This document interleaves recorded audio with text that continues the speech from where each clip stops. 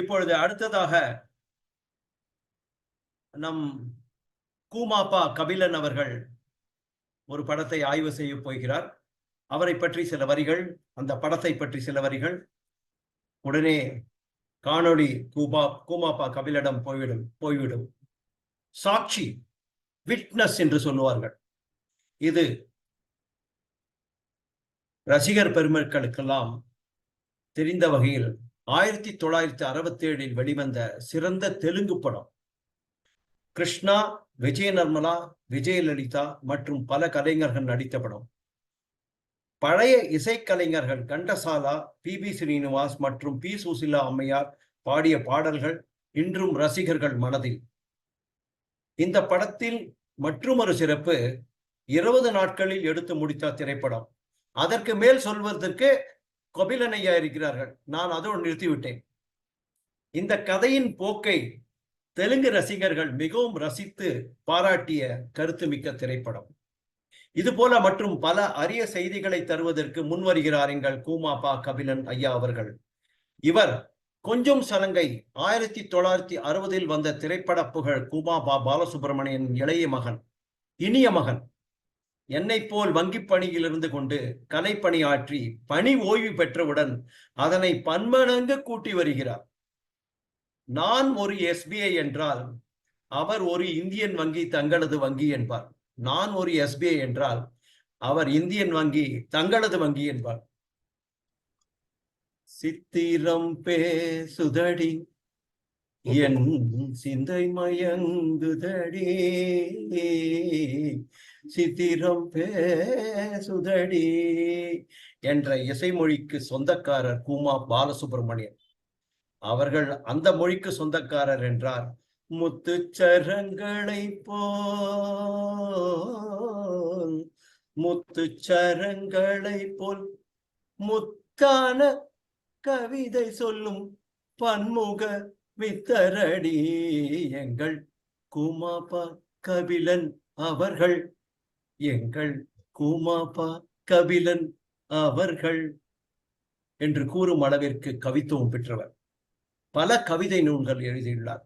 சமீபத்தில் வெளிவந்த நூல் குங்குமப்பூவே கொஞ்சம் புறாவே பல பிரமுகர்களின் ஆசியை பெற்ற நூல். கைவசம் தமிழை தலைவர் கலைஞரும், தமிழின தலைவர் கலைஞரும், தமிழக முதல் தளபதியும் என்ற நூல் வெளிவர காத்திருக்கிறது. When it is going to hit the stands, Kabilan only knows, not us. Okay. சங்கக்கால கவிஞனை குறிஞ்சிக்கோ என்போம், எங்கள் கால கவிஞனை அன்புக்கோ என்கிறார் தமிழ் இளையர்.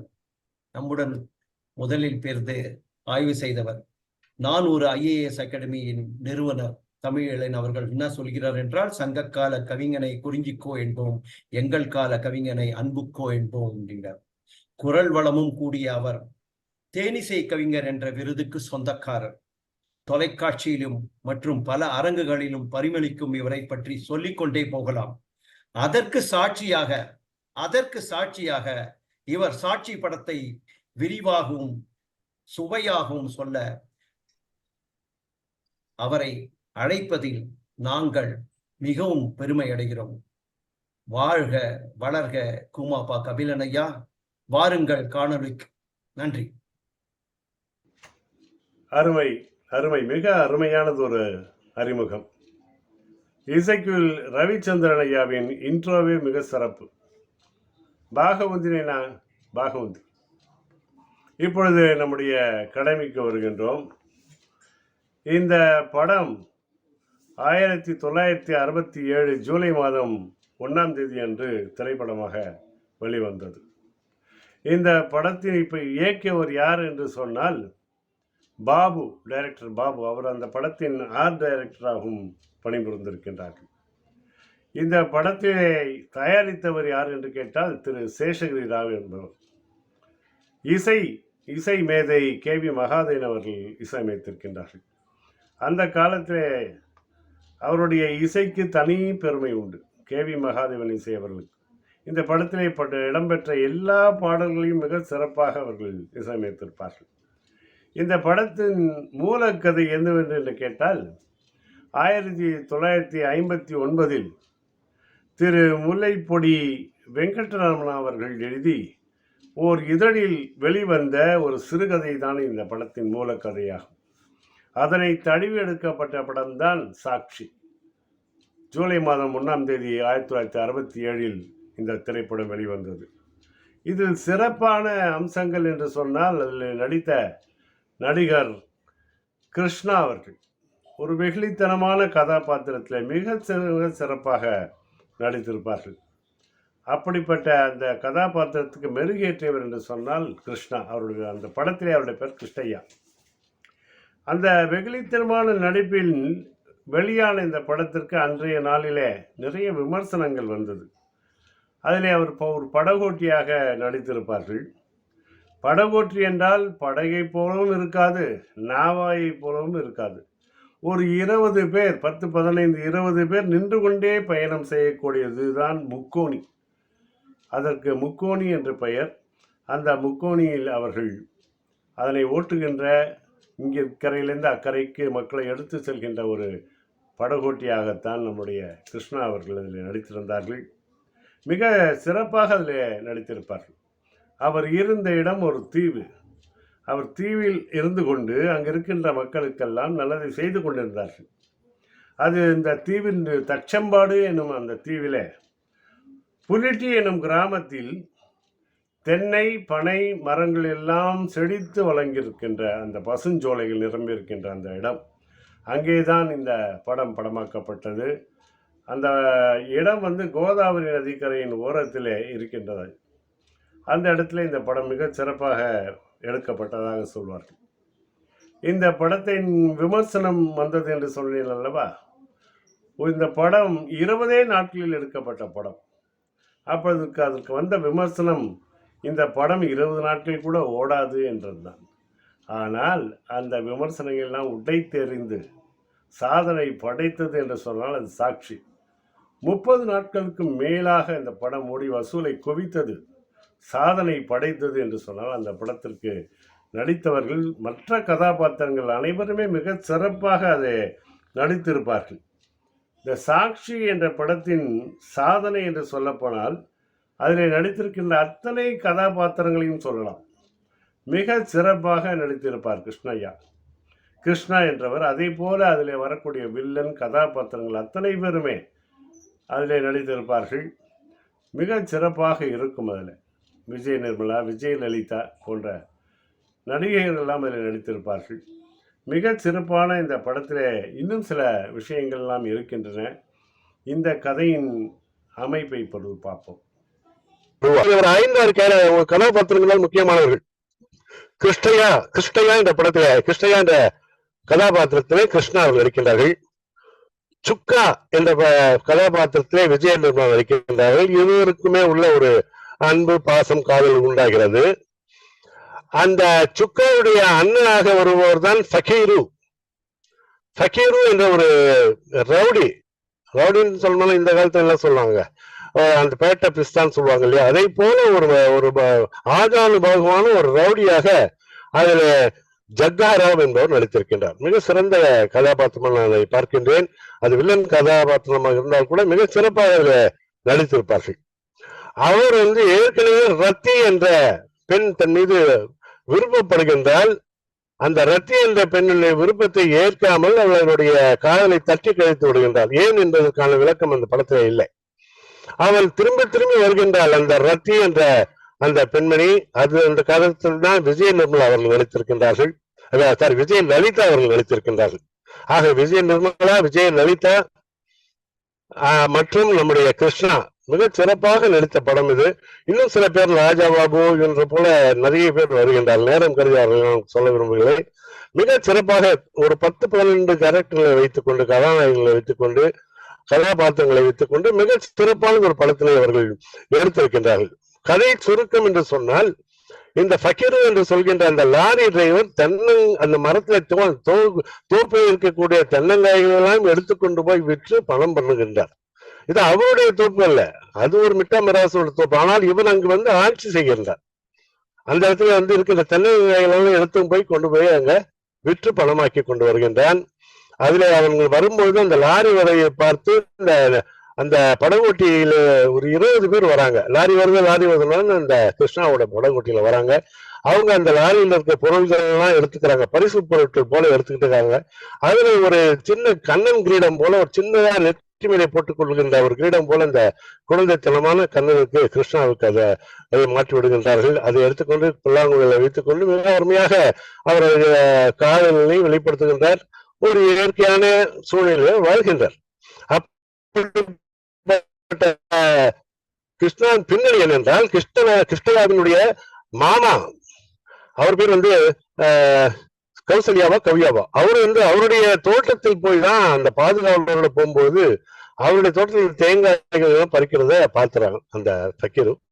அவங்களை கொன்று விடுகின்றார். அதான் அந்த கதையோடைய கரு. அந்த கொன்று விடுவதை பார்ப்பவர் தான் நம்முடைய கிருஷ்ணா.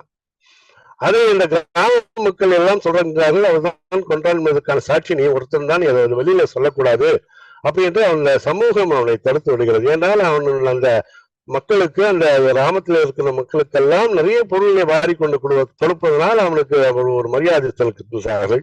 இது தவறு என்பதை அப்போது உணரவில்லை கிருஷ்ணா. இப்படியாக அவர்களுடைய காலம் போகின்றது. தன் ஐ விட்னஸை மறைத்து விட்டு வருகின்றான். ஆனால் எப்படியோ அது அந்த போலீஸ் துறைக்கு போய் அவனை கைது செய்து விடுகின்றார்கள். ஃபக்கீரு என்ப அந்த ஆஜானுபாகுவான அந்த ரவுடியை கைது செய்து விடுகின்றார்கள். சிறையிலிருந்து அவன் தப்பித்து வந்து விடுகின்றான். சிறையிலிருந்து தப்பித்து வந்த உடனே அவனுக்கு எப்படியும் நம்முடைய இந்த இவர்தான் பார்த்திருக்கிறார், கிருஷ்ணா தான் பார்த்திருக்கிறார் என்பதாலே அவன் மேலே ஒரு கொலைபாதக பழிச்சமத்தோடு வருகின்றார். அவனை எப்படியாவது வெட்டி தீர்த்திட வேண்டும் என்று. அப்பொழுது கிருஷ்ணா அவர்கள் அங்க தனியாக இருக்கின்றார். அங்கே வருகின்றார். 2 பேரும் அவங்க ஒரு சண்டை வருது. அந்த தொழில்நுட்பமே ரொம்ப சிறப்பாக இல்லாத காலம். அந்த காலத்துல அவர்கள் சண்டை போட்டுக் கொள்வார்கள். தப்பித்து வந்த அந்த சிறை கைதியான அந்த ஃபக்கீரும் இவரும் சேர்ந்து சண்டை போட்டுக் கொள்வார்கள். சண்டை போட்டு கடைசியில அந்த சத்தம் எல்லாம் பாத்தீங்கன்னா அப்படியே நேச்சுரலா 2 பேரும் சண்டை போட்டுக்கிறது இருக்கும். ஒரு டூப் கூட இருக்காது அதுல. இப்போ மாதிரி தொழில்நுட்ப கலைஞர்கள் எல்லாம் போட்ட டூப்லாம் இருக்காது. அப்ப அந்த சண்டைகள் கடைசியில தன் இடுப்பில் வைத்திருக்கின்ற அந்த ஃபக்கீரு தென்னங்காயை விட்டுகின்ற கத்தியாலே குத்த வருவான் நம்முடைய கிருஷ்ணா, இந்த கிருஷ்ணன் என்ற படவொட்டி குத்த வருவான். அப்போது அவனை விரும்பி கொண்டிருந்த இந்த விஜய நிர்மலாவுடைய அண்ணா ஃபக்கீரோட தங்கை தானே ஆகும். அப்ப அண்ணான் கத்தினோடனே அவன் அந்த கத்தியை நிறுத்தி தன் தங்கையோட குரலை கேட்டு நிறுத்தி விடுகின்றான். அதே கத்தியை திருப்பி அவனுடைய நெஞ்சிலே பாய்ச்சி விடுகின்றார் கிருஷ்ணய்யா. ஒரு சாதாரண எளிய மனிதன், ஒரு சாமானிய மனிதன் எப்படி அவன் ஒரு இரும்பு மனிதனாக மாறுகின்றான் என்பதை விளக்குவதற்குத்தான் இந்த படம். அப்போது அவனை கத்தியால் குத்தி விடுகின்றான். அப்போது ஊர் மக்கள் எல்லாம் அவனை பாராட்டுகின்றார்கள். இத்தனை காலம் அவன் நன்மை செய்துகின்ற பொழுது பாராட்ட அந்த சமுதாயம், எக்ஸ்ப்ளாய்ட் பண்ணிட்டு இருந்த சமுதாயம், அந்த ஃபக்கீரை இவனை எக்ஸ்ப்ளாய்ட் பண்ணி இவனை சம்பாதித்து கொண்டிருந்த அந்த சமுதாயம் இவரை பார்த்து என்ன சொல்றது, நீ ரொம்ப நல்லது பண்ணிருக்கீங்க சொல்லிட்டு இவனை பாராட்டுது. பாராட்டும் போது இந்த கிருஷ்ணா என்ன பண்றாரு, உங்க பாராட்டு எனக்கு தேவைகளை நான் செய்வது தவறு என்று சொல்லி தன்னுடைய காதல் மனைவியை அழைத்துக் கொண்டு அந்த ஊரை விட்டு போய் அந்த போலீஸ்ல சரணடைந்து விடுகின்றார். இதுதான் இந்த கதை. இதோட மூலக்கதை 1959 வந்தது. மிக சிறப்பாக இதுல எடுத்திருப்பார்கள். இந்த கதையில மிக சிறப்பான காட்சிகள் எல்லாம் இதுல இருக்கும். இந்த படம் தாஷ்கண்ட் திரைப்பட விழாவிற்கு தேர்ந்தெடுக்கப்பட்டு அங்கு திரையிடப்பட்டது. அந்த தாஷ்கண்ட் திரைப்பட விழாவில் ஈடுபட்ட படம் இது. இது நிறைய படங்கள் அதை தவிர தமிழிலும் வந்திருக்கிறது. சிகப்பு ரோஜாக்கள் ஹிந்தியில் வந்திருக்கின்றது, கன்னடத்தில் வந்திருக்கின்றது. அதெல்லாம் இந்த படத்தை தழுவி வந்த படங்கள் தான். எனக்கு அதை பிடித்த இந்த ஆருத்ரா ஸ்ரீ தாசரதின் 5 பாடல்கள் இருக்கின்றார்கள். நான் கூட அதுல ஒரு பாடல்களை பற்றிய விளக்கத்தை நம்முடைய தேன்மொழி அவர்களிடம் கேட்டு தெரிந்து கொண்டேன். 2 நிலா நான் பார்க்கிறேன் வா, காதலன் தன் கையில இருந்த முகத்தை தூக்கி அந்த ஆட்களை போட்டுருவா. போட்டு அவன் தேவை சொல்லி அவன் குதிப்பான் தண்ணியில. அப்ப அவன் சொல்லுவா, நான் ஏதோ ஒரு நிலா பாக்குறேன், இங்க ஒரு நிலா பாக்குறேன்னு சொல்லிட்டு தன்னுடைய காதலனை நிலா முகம் போல வர்ணிக்கின்றால். 2 பேருக்குள்ள அந்த காதல்ல அந்த பாட்டு ரொம்ப நல்லா இருக்கும். Ghantasala, P Susheela, S Janaki, PBS இவரெல்லாம் இணைந்து ஒரு 5 பாடல்கள் அதுல இடம்பெற்றிருக்கு. ரொம்ப நல்லா இருக்கும். ஓ 2 கடை ஒரு பங்காரு சாமின்னு வரும். ஓ 2 கடை பங்காரு சாமி நான் மனசு பாலு சேர்த்துனரா அப்படின்னு சொல்லிட்டு அந்த தெலுங்குலயே ஒரு பல்லவி ரொம்ப அழகா இருந்தது. மிக அருமையான பாடல்கள் நிறைந்த படம்.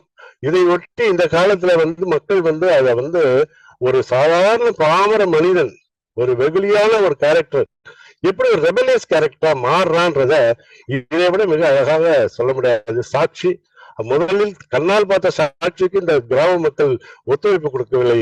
ஆனால் கடைசியிலே கிராம மக்கள் சொல்வதை இவன் கேட்காமல் இவனாக முடிவெடுத்து செல்கின்றான். மிக அருமையான ஒரு படம். இதில் எல்லோரும் பார்க்க வேண்டும். இந்த படத்தை பார்த்தவர்கள் அதனுடைய தகவல் சிவப்பு ரோஜாக்கள் படம் எடுத்த விதமெல்லாம் தெரியும் என்று கூறி எனக்கு வாய்ப்பளித்தமைக்கு நன்றி கூறி விடைபெறுகின்றேன். நன்றி. மிக்க நன்றி கபிலன் ஐயா அவர்களே. இதுல இன்னும் 2-3 விஷயம் கூட இருக்கு. அவரும் சொல்லிக்கலாம்.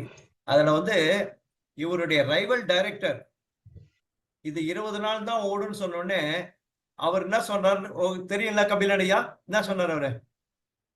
30 நாளுக்கு மேல ஓடும், அப்ப நான் பேசிக்கிறேன்னு சொல்லி அது நான் சொன்னேன். அப்பதான் இந்த அப்ப சொன்னீங்க. அப்பதான் கொஞ்சம் சரியா இதுவா இல்ல. அதனால கரெக்ட். 30 நாள் ஓடி மகசூலை பெற்று விட்டுறது. ஆனால் ஆமா, அது சொன்னேன். அதான் அந்த ஒரு சிறப்பு இது. இதுல இந்த படத்தை தழுவி வந்த படங்கள் சிகப்பு ரோஜாக்கள் 1978ல வந்தது. அது நம்ம கமல்ஹாசன் நடிச்ச, ஸ்ரீதேவி நடிச்ச படம். அதை அப்படியே உடனே பாரதி ராஜா ரெட் ரோசஸ் என்று 1980ல எடுத்தார். அப்புறமா கன்னடாலே இந்த சக்ஷி என்ற படம் வந்தது. அதையும் சொல்லியிருக்கீங்க. ரொம்ப நல்லா சிறப்பா சொன்னீங்க கபிலன் ஐயா. நன்றி. வாய்ப்பளித்தமைக்கு நன்றி. குறுகிய கால அளவில் எல்லோரும் சிறப்பாக உரையாற்றி கொண்டிருக்கிறீர்கள். ஆய்வுகள், இந்த ஆய்வு பெருசா அதை லைப்ரரியில கூட போடலாம் போல இருக்கு. அவ்வளவு தூரம் ஆய்வுகளா இருக்கு. நிச்சயமா நன்றிக்கு ஒரு கடமைப்பட்டிருக்கிறேன். இப்பொழுது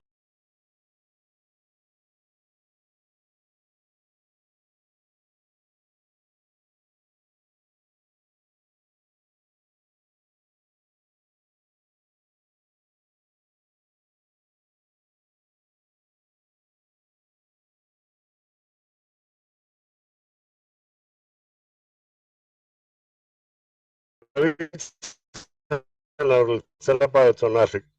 அதனுடைய டைரக்டர் இயக்குனர் பாபு அவர்கள், அவர் கலை இயக்குனராகவும் அதிலே பணியாற்றியிருக்கின்றார்கள். தயாரிப்பு சேஷகிரி ராவ், இசை மேதை KV மகாதேவன் ஐயா அவர்கள். அப்பொழுதே அவர் நிறைய படங்களை பாடல்களை இசையமைத்திருந்தாலும் அந்த படத்திலே அவருடைய பாடல் சிறந்த புகழினை பெற்று தந்த பாடலாகும். இதில் மூலக்கதை என்று சொன்னால், இதில் நான் படித்த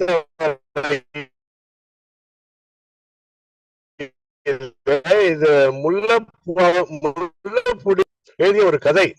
1959 முல்லப்புடி வெங்கடரமணா அவர்கள் எழுதிய கதை.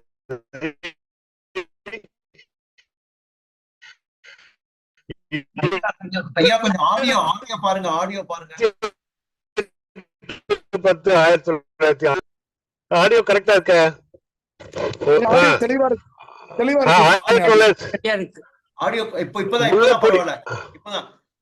முல்லப்புடி வெங்கடரமணா 1959 எழுதிய கதை ஒரு இதழில் வெளியானது. ஐயா திரும்பி ஒரு ரெண்டு லைன் முன்னாடி பேசிருங்க திரும்பியும். ஆமா, முல்லப்புடி வெங்கடரமணா 1959 ஒரு சிறுகதை எழுத போக அது பத்திரிகையிலே வெளியான நாள் 28/1959. அதிலிருந்து அவர்கள் அதனை தழுவி எழுதிய அந்த கதைதான் இந்த கதை. சாட்சி என்ற படம், தெலுங்கு படம். இது 1/7/1967 வெளிவந்தது. இதனுடைய சிறப்பு அம்சங்கள் என்று சொன்னால், இதுல நடித்திருக்கின்ற கிருஷ்ணா என்ற நடிகர் மிக சிறப்பான நடிகர். அவர் வெகுளித்தனமான ஒரு நடிகர். அவர் ஒரு பட ஓட்டினா அதுல பட ஓட்டிக்கு புக்கோலியின் படகோட்டின்னு சொல்றாங்க. அது புக்கோலிக் படகோட்டி என்றால் நம்மளுடைய படகு போலவும் இருக்காது, நாவாய் போலவும் இருக்காது. நிறைய பேர் நின்று கொண்டு பயணம் செய்யக்கூடிய அளவிலே ஒரு 15-20 பேர்ல ஏற்றிக்கொண்டு வரக்கூடிய அளவில் இருக்கிறது புக்கோலிக் படகோட்டி. அதிலே அவர் ஒரு தீவிலே இருக்கின்றார். தச்சம்பாடு என்ற தீவிலே அவர் தனியாக இருக்கின்றார். அவர் இந்த கிராமத்திற்கு வருகின்றார். இந்த கிராமம் தென்னை மரமும் பனை மரமும் சூழ்ந்த ஒரு பசுமையான சோலையிலே உள்ளது. புலிடின்டி எனும் சிறிய கிராமத்தில், கோதாவரி நதிக்கரையின் ஓரம் இந்த படம் எடுக்கப்பட்டதாம். கதையும் அப்படித்தான் வருகிறது.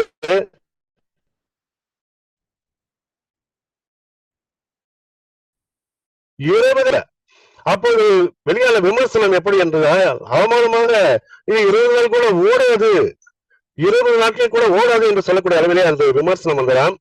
ஆனால் அந்த விமர்சனங்களை எல்லாம் தகர்த்தெறிந்து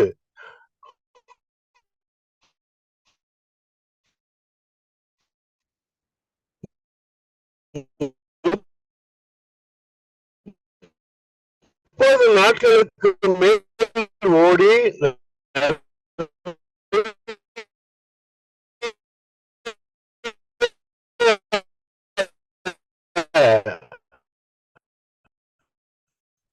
வசூல்களை குவித்து அதிகமாக மனிதனாக மாறுகின்றான் என்பதை இந்த படம்